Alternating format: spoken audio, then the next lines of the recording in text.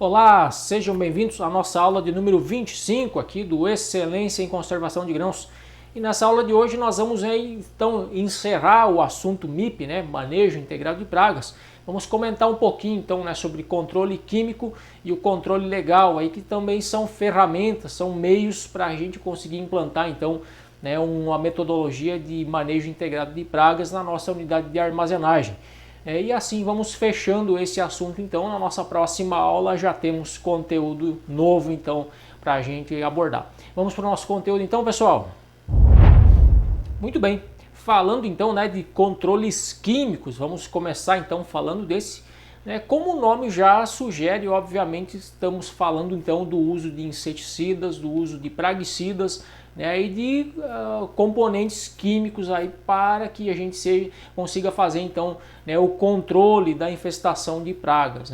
Então, basicamente, falando de controle químico, a gente consegue operar em duas frentes, que seria então os métodos ou as metodologias preventivas e também curativas. Então, o preventivo seria então a gente aplicar os produtos, os praguicidas em forma líquida, sobre a estrutura, a gente pulverizar, vamos dizer assim, a estrutura de armazenagem, os transportadores, as máquinas, elevadores, o próprio grão no momento do carregamento do silo, também seria possível, por meio de praguicidas então na sua forma líquida ou em pó, que seriam então praguicidas aí que permitem a substância residual no produto ou na própria unidade, como um meio de proteção. Já os métodos então curativos, então a gente já está falando ali então do grão dentro do silo do armazém que apresentou algum indício de infestação por pragas, onde então o nosso controle químico deve ser feito por meio de substâncias fumigantes.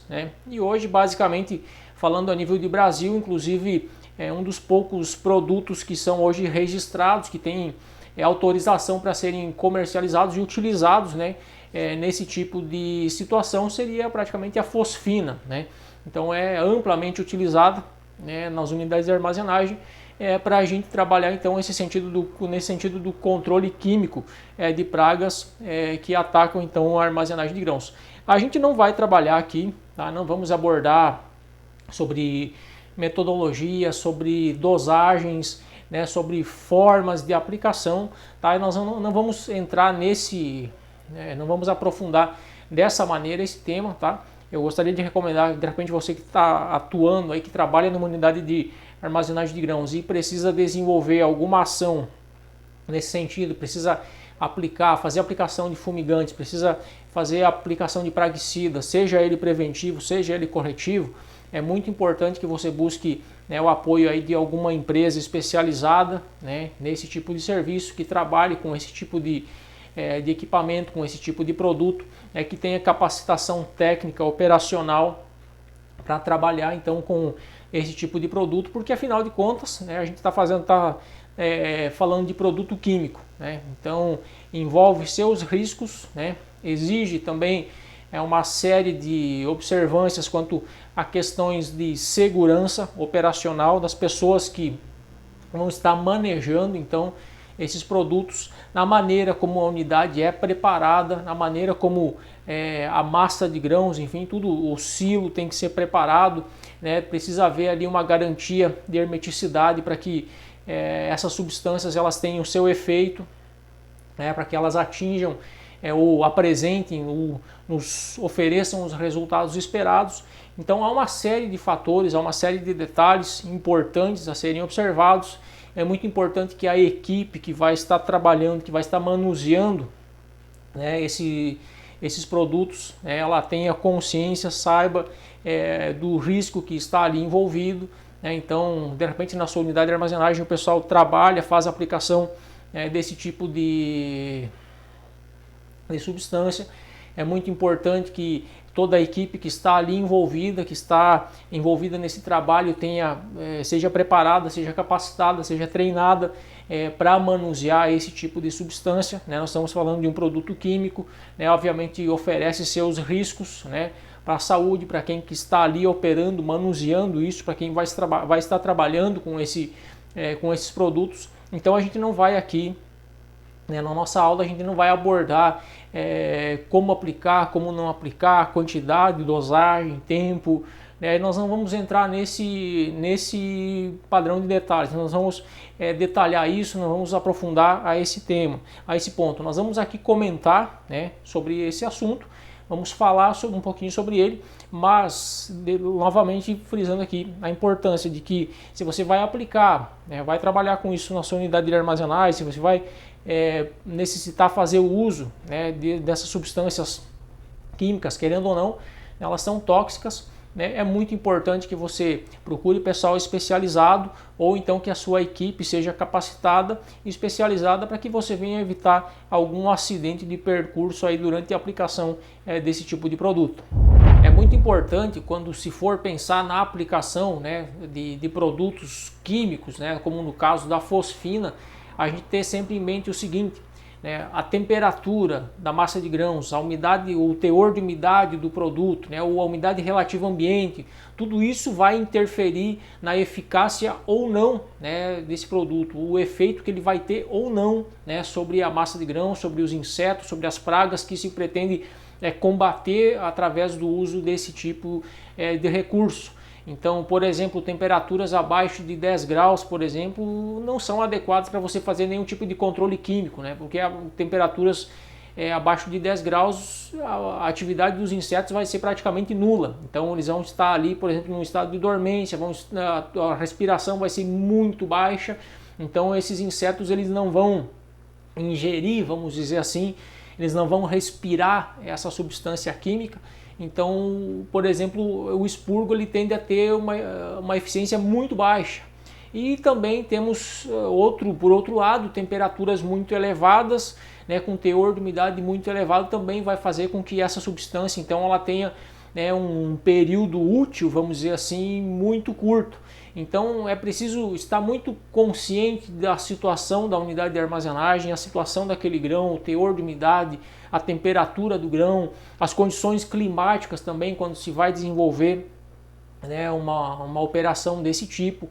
Então por isso é muito importante que quando se pretenda fazer a aplicação, uma fumigação de um silo, por exemplo, é muito importante que tenha pessoal especializado ali que entenda muito bem sobre o produto que está sendo manuseado, a maneira de aplicar, que saiba levar em conta todos os riscos, e saiba preparar o ambiente e também, obviamente, instruir as pessoas, a equipe que vai estar ali. Então, a gente tem, por exemplo, uma dosagem específica que precisa ser utilizada de acordo com o volume de grãos armazenado ou de acordo com o grau de infestação que a gente tem na unidade. Então, tudo isso precisa ser devidamente analisado, com critério, com muita cautela, com técnica também, obviamente.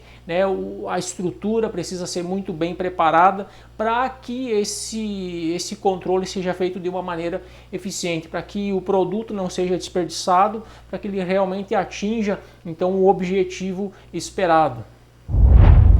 Além do controle químico, nós temos também o controle legal, que é uma das ferramentas que nós podemos aplicar aí, então no MIP, o manejo integrado de pragas.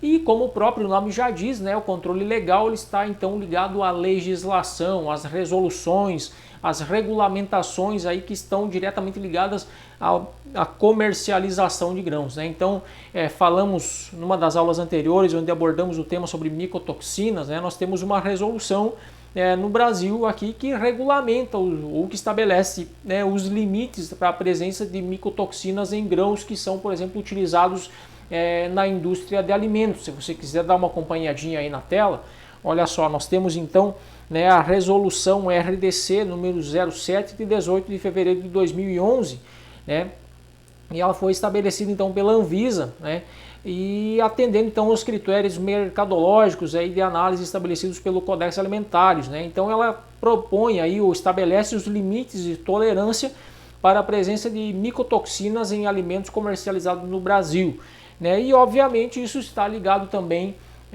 à questão dos grãos. Então quando nós fornecemos grãos para a indústria alimentícia, obviamente esses grãos vão ser analisados e havendo presença de micotoxinas, por exemplo, que ultrapassem esses limites, obviamente esse grão então ele vai ser condenado, ele não vai poder ser utilizado então na indústria para fabricação de alimentos, né?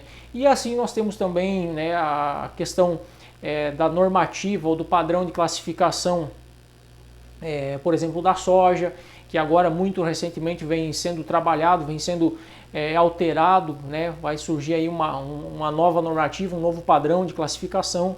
Então ali também temos uma série de fatores a serem observados quanto à questão da comercialização do produto também, da soja e assim para outros grãos também, né? Cada tipo de grão tem a sua normativa, tem legislação específica para ele, né? Tem o seu padrão de classificação específico, onde a gente tem ali os limites, por exemplo, de grãos deteriorados, de grãos esverdeados, enfim, presença de outros tipos de sementes ou contaminantes ou qualquer outra substância. Então temos uma portaria, temos normativas específicas para cada situação, para cada tipo de produto. Então quando falamos em controle legal, nós estamos falando dessas normativas, dessas resoluções, dessa legislação que controla então e que regulamenta, né, essa questão da comercialização de grãos no Brasil.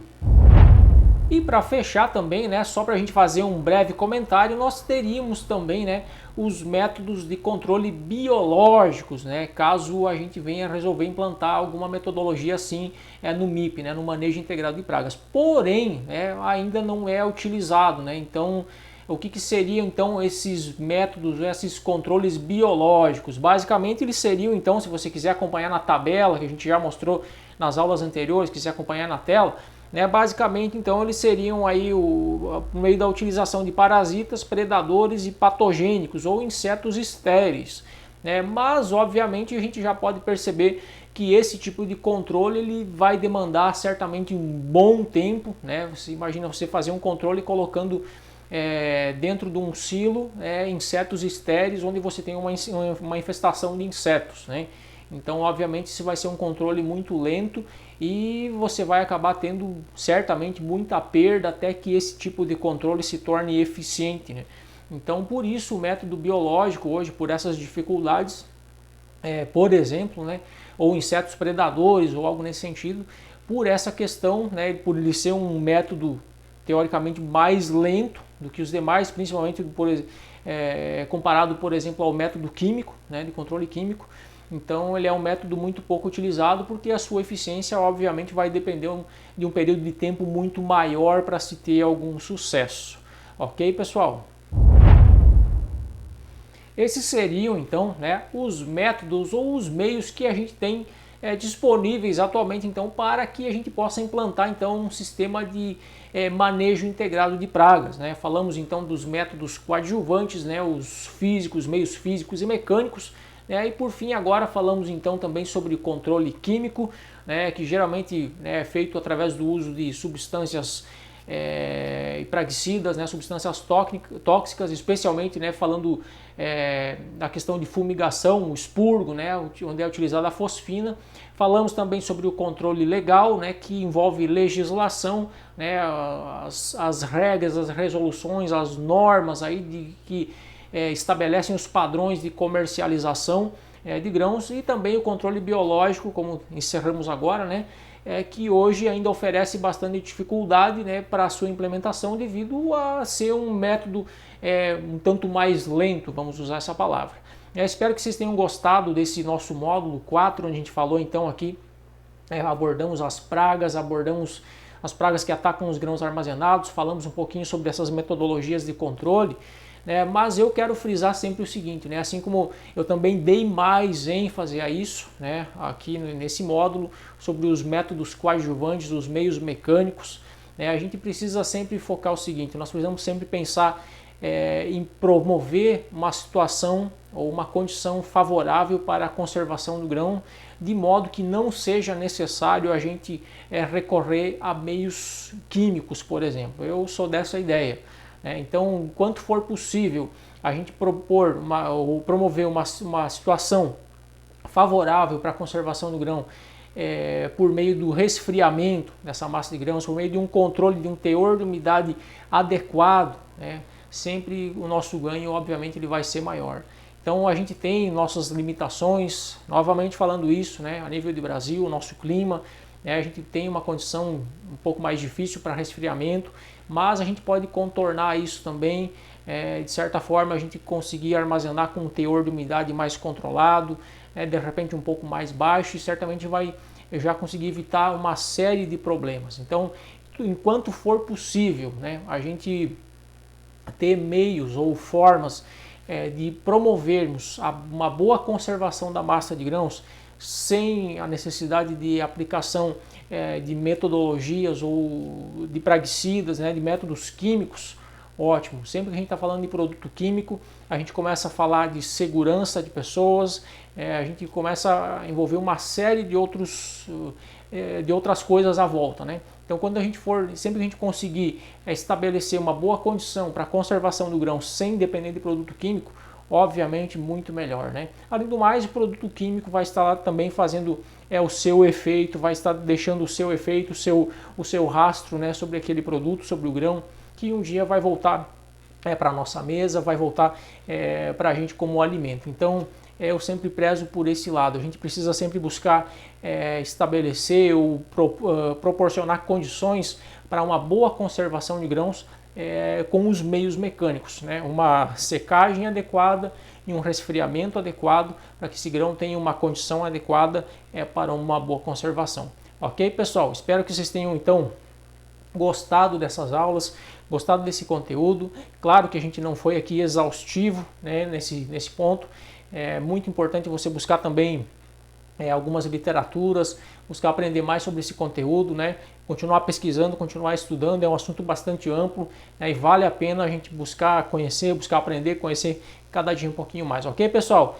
E lembrando sempre, né, não deixe também, né, de interagir lá no nosso grupo, lá no Telegram, e claro, fazer aquele seu resuminho lá no nosso relatório. Ok, pessoal? No mais, o meu abraço para todos então, e até a nossa próxima aula. Tchau, tchau!